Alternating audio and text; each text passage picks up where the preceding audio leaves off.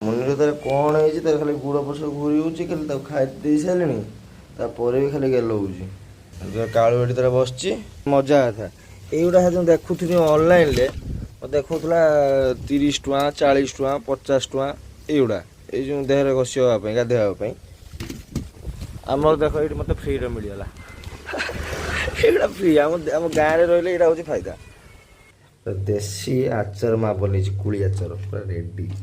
କେମିତି ଏତେ ଟେଷ୍ଟି ଲାଗୁଛି, ଗୋଟେ ନବା।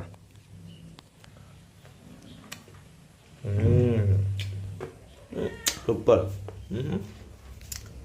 ତା ସହ ନୂଆ ହେବା ପାଇଁ ଆମ୍ବ, କଷି ଆମ୍ବ ବି ପବନ ଦେଲା, ଖସିଲା, ମୁଁ ନେଇଯାଇନି।